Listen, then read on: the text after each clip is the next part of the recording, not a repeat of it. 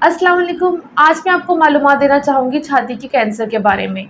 छाती का कैंसर एक ऐसी मर्ज़ है जिस पे बहुत सी औरतें बात करने में शर्म महसूस करती हैं। उसकी बड़ी वजह ये है कि पाकिस्तान जैसे दीगर ममालिक जैसे कि इंडिया, बांग्लादेश, जहाँ पे औरतें घूंघट करती हैं या पर्दा करती हैं और वो बहुत से मेल डॉक्टर्स के पास जाने में शर्म महसूस करती हैं या अपने आप को एक्सपोज़ नहीं करवाना चाहती, या फिर ऐसे एरियाज़ जहाँ पे जो है लेडी डॉक्टर्स मौजूद नहीं होती, वो डॉक्टर्स के पास नहीं जाती, और जब वो अस्पताल में हमारे पास पहुँचती हैं तो कैंसर जो है वो पूरे जिस्म में फैल चुका होता है। अपनी इस वीडियो में मैं बात करूँगी छाती के कैंसर की वजूहात के मुतालिक, उसकी अलामतों के बारे में और किस तरह हम उससे बच सकते हैं। सबसे पहले बात करते हैं इसकी कॉजेज़ या वजूहात के बारे में। तो याद रखा जाए कि इस पे बहुत सी रिसर्च हो चुकी है, लेकिन एट द प्रेजेंट टाइम अभी तक कोई ऐसी डेफिनेटिव कॉज जो है वो सामने नहीं आई। लेकिन इस बात को ज़हन में रखा जाए कि जेनेटिक कॉजेज़ जो है उसमें से एक इसकी बड़ी वजह है।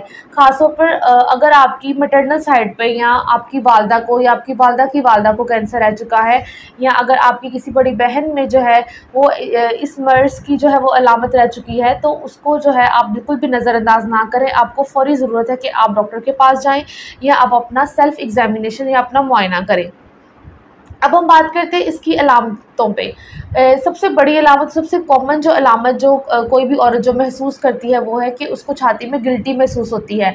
आपने देखना है कि इस गिल्टी का साइज़ जो है वो कम ज़्यादा तो नहीं हो रहा। इसके अलावा जो है ये जो गिल्टी है ये आपकी माहवारी के साथ मुंसलिक तो नहीं है। इसके अलावा जो अलामत है वो ये आती है कि आपका जो निप्पल है वो अंदर को चला जाता है, उसमें गड़ा बन जाता है, या फिर निप्पल में से जो है वो किसी किस्म का गंदा पानी आना शुरू हो जाता है या उसमें से खून बहना शुरू हो जाता है। इसके अलावा जो है वो आपकी स्किन पे, छाती की जो स्किन है उस पे अल्सर बन जाता है, क्योंकि उसमें जो आपकी टिश्यू से ऊपर जो है स्किन की इन्वॉल्वमेंट हो जाती है। इसके अलावा आपने देखना है कि जिस छाती में गिल्टी महसूस हो रही है उसमें आपने उस बगल का मुआयना करना कि बगल में कोई दूध तो भरी नहीं हुई। तो ये सारी अलामतें हैं जो आपको छाती के कैंसर में देखने को मिल सकती हैं। ज़रूरत इस बात की है कि आप जो है वो घर पे भी अपना एग्ज़ामिनेशन जो है वो हर माह करते रहें, ख़ास तौर पर वो औरतें जिनकी फैमिली हिस्ट्री पॉज़िटिव है। अब मैं बात करती हूँ इससे बचा किस तरह से जा सकता है, इसके प्रिवेंटिव मेजर्स क्या हैं।